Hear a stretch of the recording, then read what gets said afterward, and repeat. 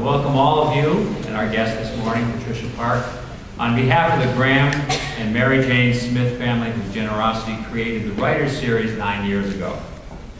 As always, this program is for you, the students at Nichols. It's not a public series that you're invited to share in. It's yours. Feel privileged in that way. It's a rare thing when adults agree with your essential impulses and say, yes, it is all about you. The Smith program is all about you. Take advantage of it. Savor it. Patricia Park is the author of the debut novel, Read Jane, a Korean-American retelling of Charlotte Bronte's Jane Eyre set in New York City and Seoul. She was born and raised in Queens and graduated from the Bronx High School of Science. She received her BA in English Literature from Swarthmore College and her MFA in Fiction from Boston University. She's taught writing at Boston University. I think it's Ewha Women's University Graduate School of Interpretation and Translation, and CUNY Queens College. She was a Fulbright Scholar to South Korea, an Emerging Writers Fellow, the Center of Fiction, and a Fellow with the American Association of University Women. Her essays have been published in the New York Times, The Guardian, Daily Beast, Slice Magazine, Bitch, or Botch, or Batch, or Butch. What are those? There's an asterisk where the I is, so I assume that that's one of those. She's been interviewed on MSNBC, NPR, WNYC, CBS Radio, and a lot of others that anyone with a computer can find. But that's all in the shadow of her chance meeting with me last April at the Association of Writers Programs National Convention in Minneapolis, which is in Minnesota. In case you don't know that. And if you do know it, it's in Minnesota. Because of small talk at the London Review of Books table, she's here today, a few months after the release of her first novel. After a few background checks on me, she accepted my invitation to visit Nichols. Please welcome Patricia Park.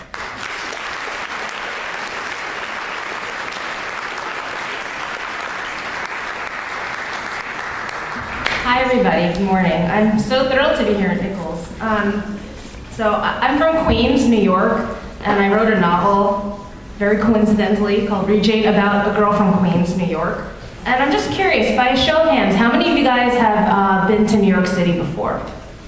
Yeah, all right, I'm not surprised by that. But how many of you guys were in Manhattan? Okay, most of you guys. Did any of you guys hang out in Queens?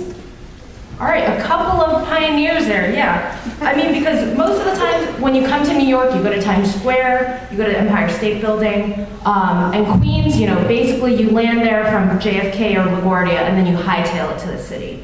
So I'll be honest, my native Queens kind of suffered from a PR problem. When I was growing up, Queens pride was an oxymoron. More often than not, it felt like Queens reluctance. We don't get much in the way of glamorous media representation. What do we have? We have like the King of Queens, Archie Bunker, the Nanny. I mean, these are hardly reflections of high culture. So I grew up living in the shadows of Manhattan, and I wonder for you guys as Buffalonians whether you can kind of relate to this too.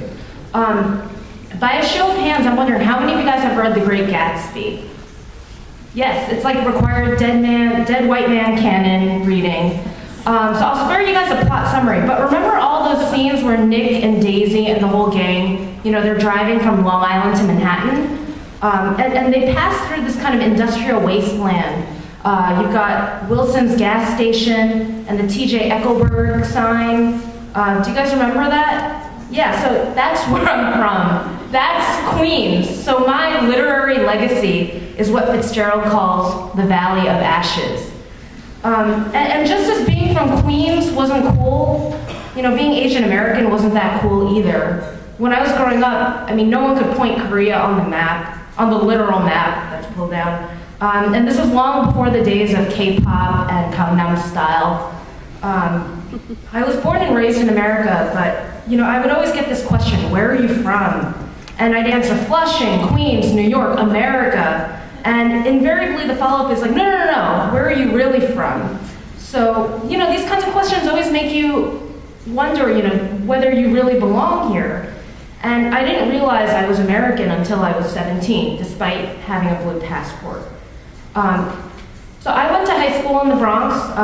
It was a specialized math and science public high school called the Bronx High School of Science, or Bronx Science, or just Science for short.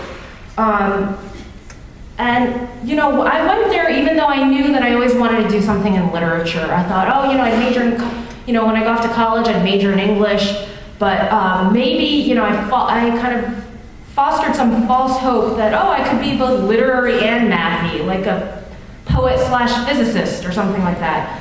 But when I got to Bronx Science, I was like quickly disavowed of that. I mean, when you're competing with kids who are kind of slated for MIT and Caltech and Yahoo and like the early days of Google, you know, you realize you're not really anything that special.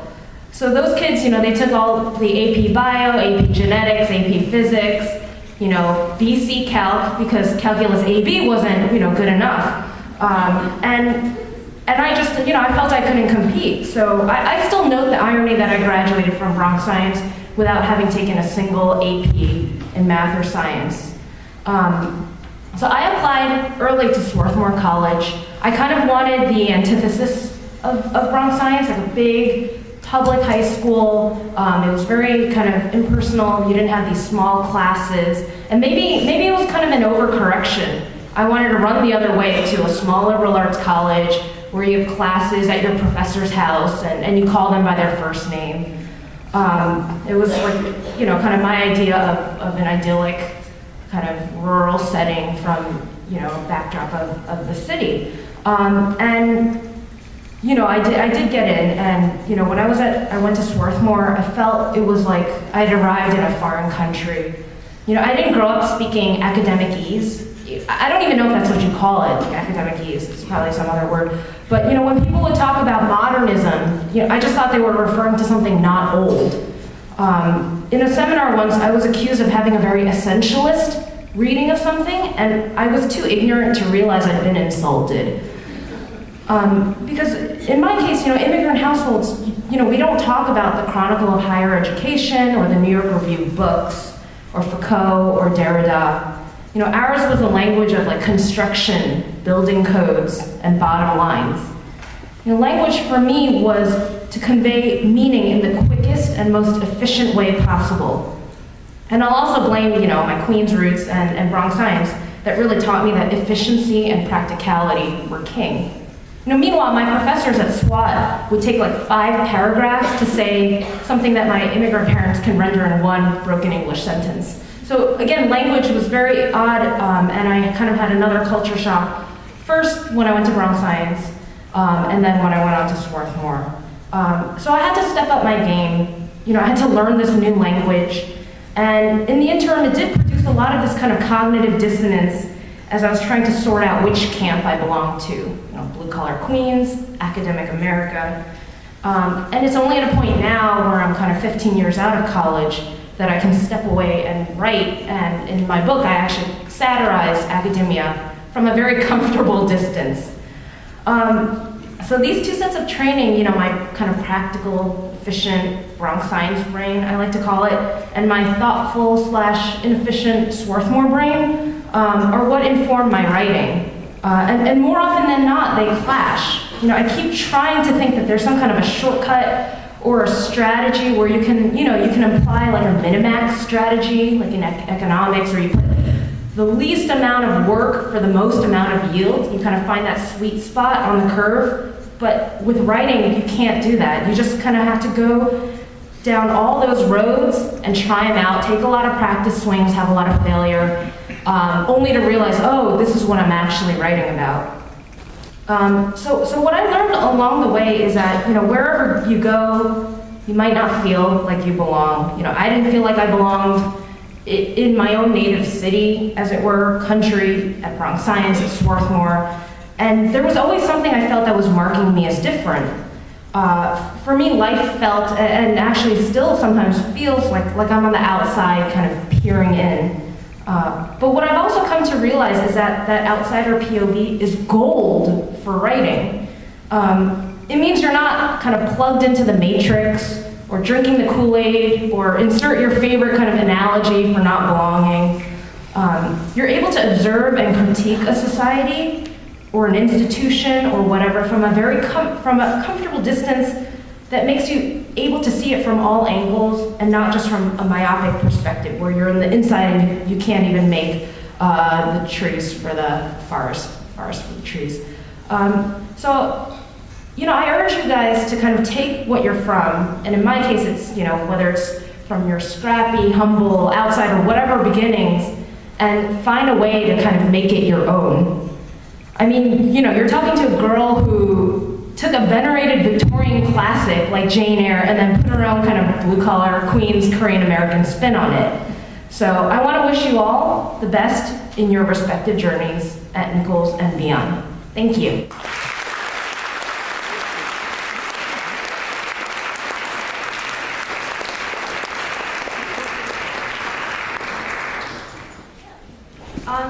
So I'm happy to answer any questions that you guys have. Anyone wanted to ask any questions?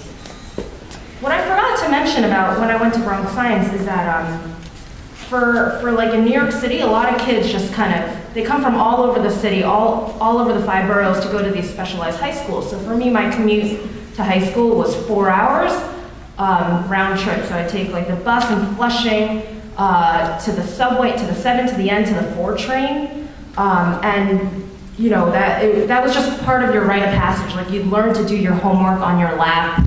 On the way to school, of course, because you never did it the night before. Because why would you? You have to budget like 2 extra hours.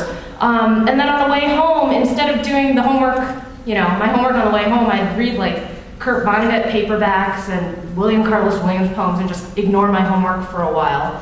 And the Bronx, I mean, I often felt like it's like to go from Queens to the Bronx is like out of the frying pan into the fryer. Like on my subway commute to school, a classmate got like slashed in the face by a box cutter, with a box cutter by a homeless woman, and you know, from the zone public high schools next to Bronx Science, like they would come over and beat us up because we were easy targets. We had like T-squares sticking out of our backpacks.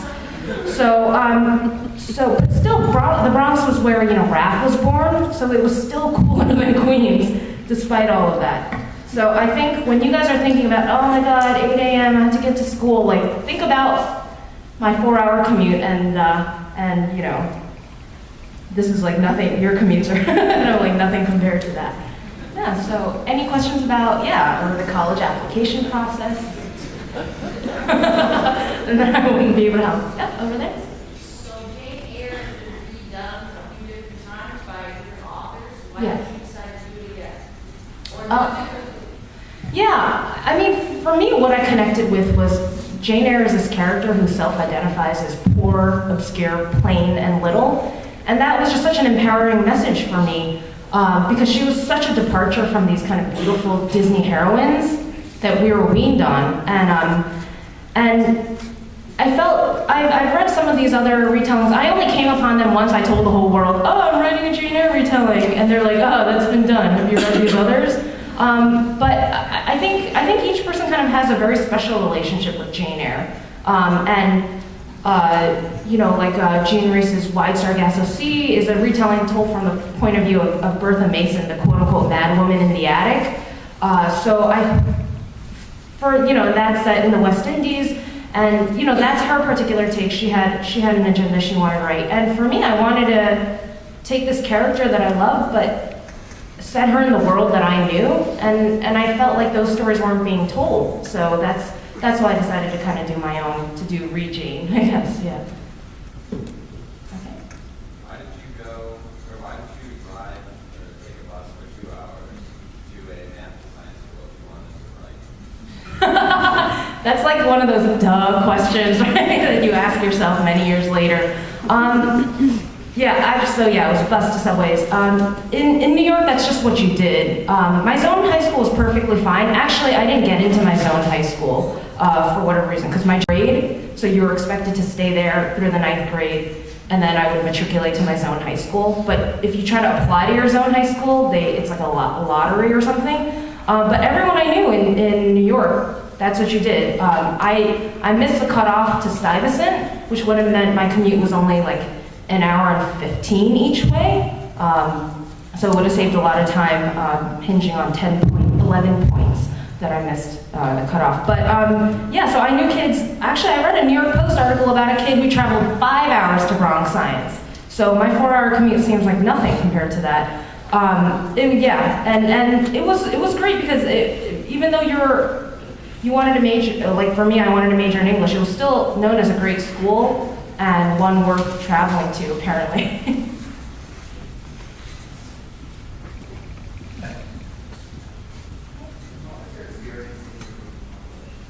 Okay, yeah, the question was about what my experience was like getting my book published. Straight out of college, I graduated in 2003. We were at war, there were no jobs.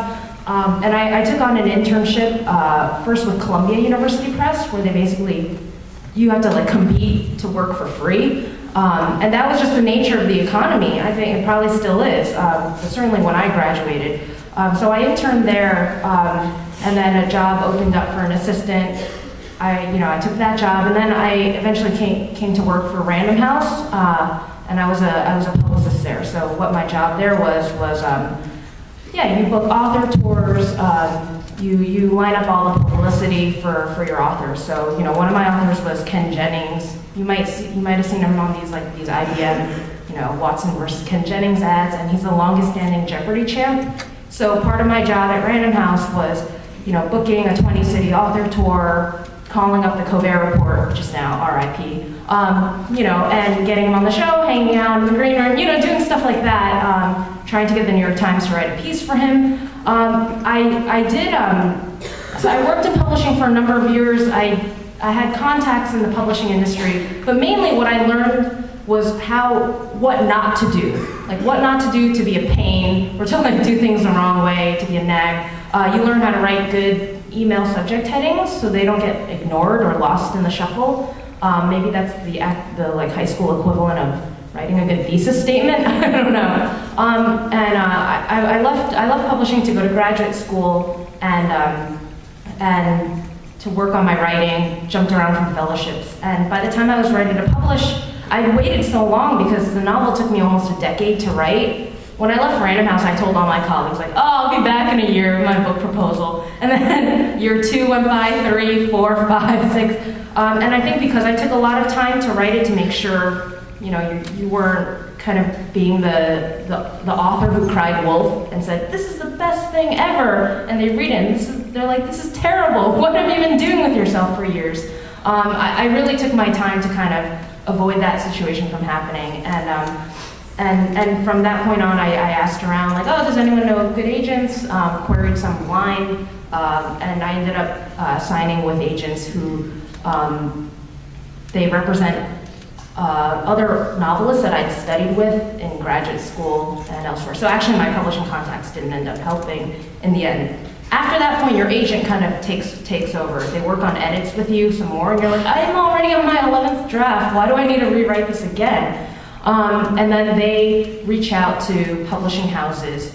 I signed with Viking Penguin, so I found an editor there, or my agents found an editor there that I worked with, and then from that point on, I signed in 2013. So it kind of takes you 2 years just for the whole publishing kind of operation to get your book on the schedule and to get it out there.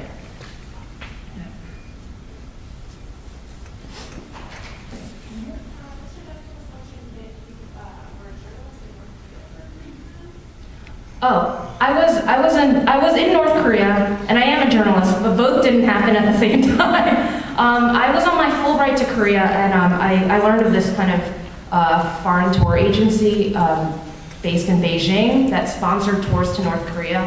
And I don't know if the rules have changed, but as Americans, you are technically allowed to go. You're just under you're highly supervised, and for me, I had to sign a bunch of waivers. One I had to sign was I will not write about, I'm not a journalist or a photojournalist, and I will not write about this experience. And the point of me going was so that I could go and then write about the experience. So I'm crossing my fingers as I'm signing, and hoping I don't die, or worse, get brainwashed or something. And being made into a military wife. I guess that's the best case scenario. But and then I had to sign this other waiver saying because I was of Korean ethnicity, my mother is North Korean. She was born in Pyongyang, Namdo, which is the same town that Kim Jong-il, who was Kim Jong-un's dad, they were from. So we often kind of play, my siblings and I play like these what if scenarios, like what if Kim Jong-il had, what if my mom had caught Kim Jong-il's eye in school and then he would have been my dad? But that didn't end up happening, I guess for better or for worse. But so I had to sign a waiver saying I will not, contact or try to reach out to family because I do still have family there, because my mom left during the war, on top of a train, fleeing the north to the south. And yeah, there's still family there. A lot of these Koreans kind of have split families like that because back then North and South Korea were not two separate countries. It was like North and South of America, I guess. I mean, not South America, like Southern America. And so I went. It was such a trip. Gosh, if any of you guys have a chance to go to North Korea, this would be great because I ended up with dysentery after the trip, but it was totally worth it because they're using the same. They fed you enough. It wasn't like you're on the meager North Korean diet, but they have a very odd concept of what Westerners like to eat. So at breakfast they had deep fried toast, French fries, and kimchi on your in your hotel. So I'm like, all right, this is what they're imagining that people not from North Korea like to eat. But it's probably the same fryer oil from the Arirang games the year before. So I think that's probably why everyone in my group got sick. But it was so weird because I was seeing Koreans that seemed both Korean and not, kind of the uncanny valley of it. And I was, I'm only barely 5'6", but I was a head taller than all the other women and probably the same height as a lot of the men. And because of the famine in the 90s, people have these kind of distended heads and really shriveled bodies. So I felt, I don't know, either I felt like I owned the place or what, but I was walking around and it's all these minions kind of all around me. And it's not like I got to boss them around or anything, but that was, so yeah, that was my experience. And it was, you saw certain things so before that, they take, when you get in, they take your passport away from you, and they take your cell phone, and they're holding onto your passport for the whole time. I was there for 1 week, and they don't stamp it either, so it's there's no record. And I was terrified. I made sure to register myself with the U.S. Embassy, and I'm probably some bureaucrat's gonna lose my files, and I'm gonna be this missing entity in North Korea. Those were in the days of what are they, iPods? No, it was in between the iPod and then the iPhone, that thing in between, and now I can't even remember what they're called. But I had one, and it had all my old emails on it, including one from a magazine editor with the subject heading, because I'm very good at writing subject headings, essay on my trip to North Korea. And one of our tour guides, he's like, oh, can I see your thing? And I showed it to him because they're so starved for this for anything. And he's looking through, and then he returns it to me, and I realize that email is open, and I'm like, holy bleep, because you're not supposed to write. I signed a waiver I wasn't supposed to write, and the whole time I was the only American of 5 people on my tour, and so I was the last one to leave. The Englishmen and the Australians got to leave together on a train, and they're like, you're American, you have to take the plane. So there were a couple of fraught hours by myself where I thought they would get me. But hey, I'm here. I lived to tell a tale. What happened stays in North Korea.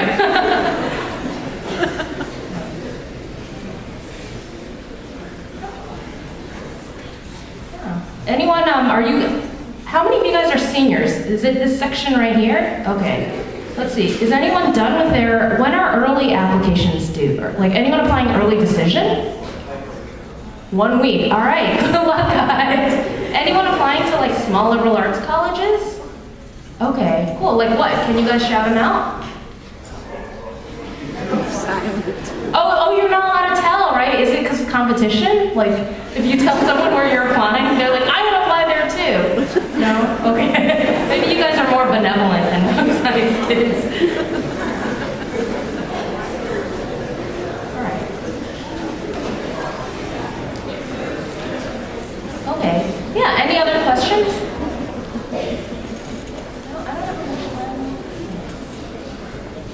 All right, great. Well, thank you so